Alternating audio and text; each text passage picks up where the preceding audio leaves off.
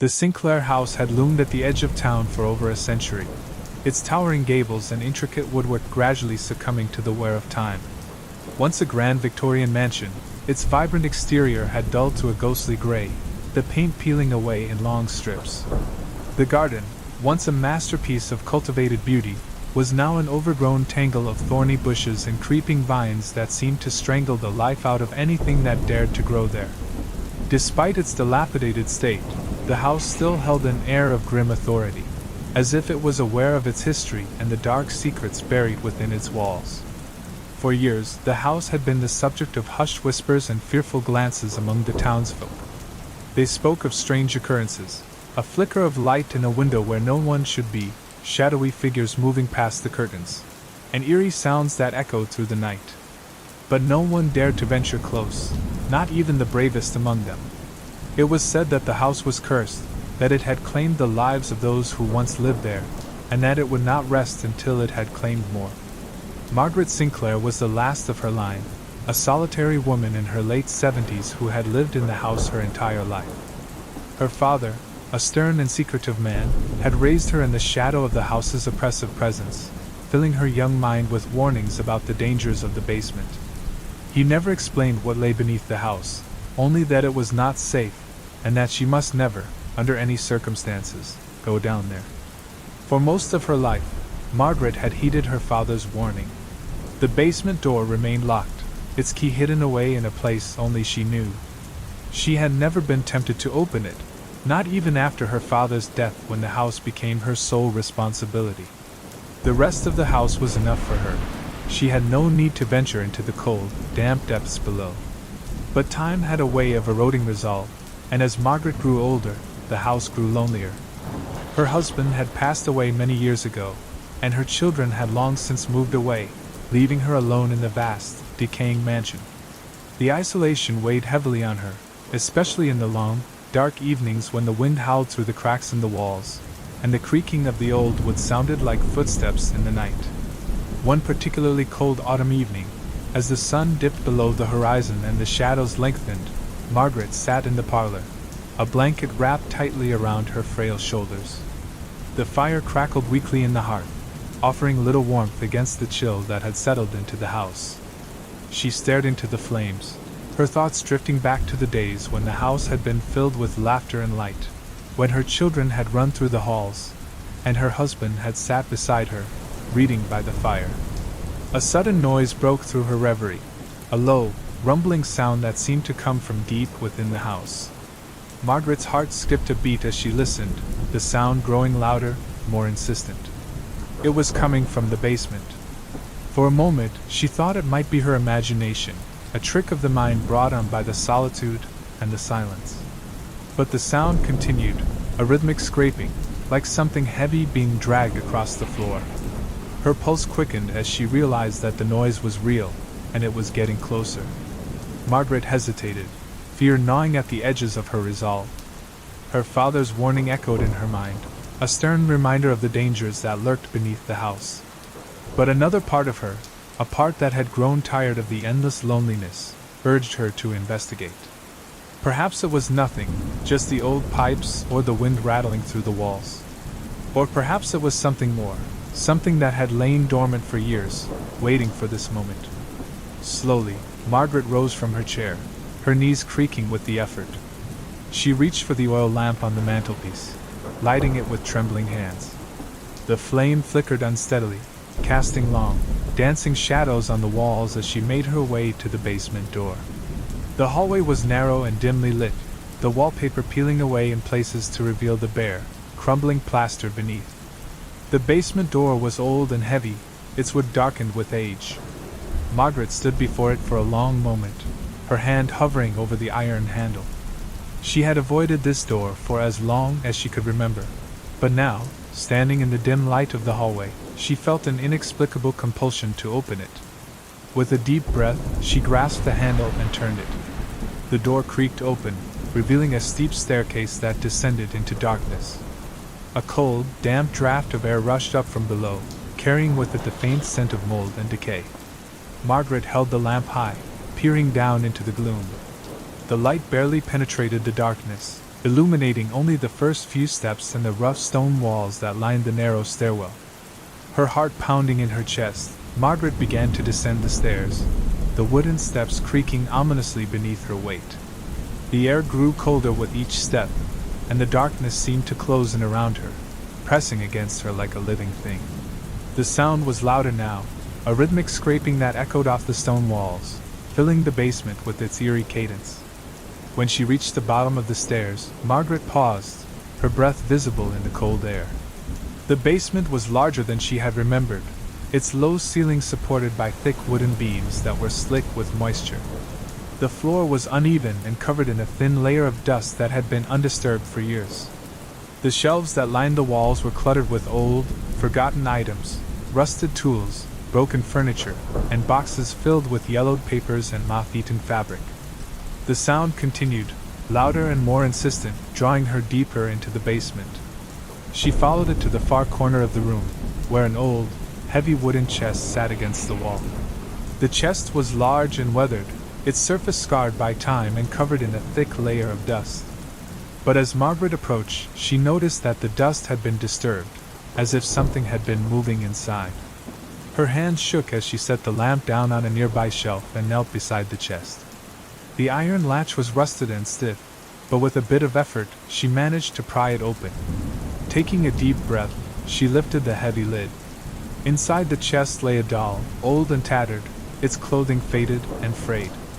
The doll's face was cracked and discolored, its glass eyes staring blankly up at her. Margaret recoiled in shock as she realized that the doll's tiny hands were moving, scratching and scraping at the inside of the chest as if trying to escape. A wave of nausea swept over her as she stumbled back, her mind struggling to comprehend the nightmarish sight before her. The doll pushed itself up, its glass eyes rolling in their sockets as it turned its head to look at her. The movement was jerky, unnatural, as if the doll was being controlled by some unseen force, its voice high-pitched and childlike, but with an edge of malice that sent shivers down her spine. "Margaret, come play with me!" Margaret screamed, her voice echoing through the basement as she scrambled to her feet. In her panic, she knocked over the lamp, plunging the room into darkness. The flames sputtered out, leaving her alone in the pitch black, with nothing but the sound of the doll's tiny footsteps moving closer. "Margaret, don't leave me!" the doll called out, its voice echoing in the darkness. "We have so much fun to catch up on." Blind with terror, Margaret turned and ran, her hands outstretched as she fumbled for the stairs. She could hear the doll's footsteps behind her, faster now, growing louder with each passing second. The darkness pressed in around her, suffocating, as she finally found the banister and began to climb, her legs trembling with fear. But the doll was fast, unnaturally fast. She could feel it behind her, its cold, tiny hands reaching for her legs. She stumbled, nearly falling as she scrambled up the stairs, her heart pounding in her chest. As she reached the top, she threw herself against the basement door, slamming it shut behind her. She fumbled for the key, her hands shaking as she turned the lock. The noise from the basement grew louder, more frantic, as if the doll was trying to break through the door. "Margaret! You can't leave me! Come back! Come play with me!" Margaret backed away from the door, her breath coming in ragged gasps. She could hear the doll's voice, faint but persistent, echoing through the walls of the house. It was closer now, as if the doll had found another way out, another way to reach her. She ran to her bedroom, locking the door behind her. She could still hear the doll's voice, growing louder, more insistent. It was no longer in the basement. It was in the house. For days, Margaret stayed locked in her room, too terrified to leave. The sounds from the house continued, the doll's voice growing more desperate, more hateful with each passing day. It called her name, over and over, in a sing-song voice that made her blood run cold. And then, one night, the noise stopped. The house fell silent, the oppressive atmosphere lifting as if a dark cloud had passed. Margaret cautiously emerged from her room, her heart pounding as she made her way to the basement door. She listened, her ear pressed against the wood, but there was nothing, no scratching, no banging, no voice calling her name. Slowly, she unlocked the door and opened it, peering down into the darkness. The basement was silent, the old chest still sitting in the corner where she had left it. But the doll was gone. The house was empty, and for the first time in days, Margaret felt a sense of relief. But as she turned to go back upstairs, she heard a faint whisper carried on the cold night air. "Margaret! I'm still here, waiting." The whisper sent a chill down her spine, and she hurried back to her room, locking the door behind her. She knew that she could never go back to the basement again, never open that door, for the doll was still there, waiting in the dark. The days stretched into weeks, and Margaret's fear began to fade, replaced by a weary resignation. The house was quiet now, the oppressive presence that had haunted her gone. She tried to convince herself that it had all been a nightmare, a figment of her imagination brought on by the loneliness and isolation. But deep down, she knew better. The doll was still out there, somewhere in the darkness, waiting for the right moment to return. She could feel its presence, lurking just beyond the edge of her consciousness, a malevolent force that would not be denied. The weeks turned into months, and Margaret's health began to decline. The fear had taken its toll on her frail body, and she spent most of her days in bed, too weak to move. The once grand house around her continued to decay, its walls crumbling, its windows cracked and broken. One night, as she lay in bed, staring up at the cracked ceiling, Margaret heard a noise, a faint, scratching sound, like tiny fingers scraping against wood. Her heart skipped a beat as she listened, the sound growing louder, more insistent. It was coming from inside the walls. Margaret's breath caught in her throat as she realized what was happening. The doll had found a way in. It was no longer confined to the basement. It had made its way into the very structure of the house, moving through the walls like a rat in a maze. The scratching grew louder, more frantic, as if the doll was trying to claw its way through the plaster and wood to reach her. She could hear it moving, scurrying through the walls, closer and closer, until it was right beside her bed. And then, with a deafening crash, the wall beside her bed gave way, and the doll emerged, its tiny hands clawing at the air, its glass eyes gleaming with malevolent intent.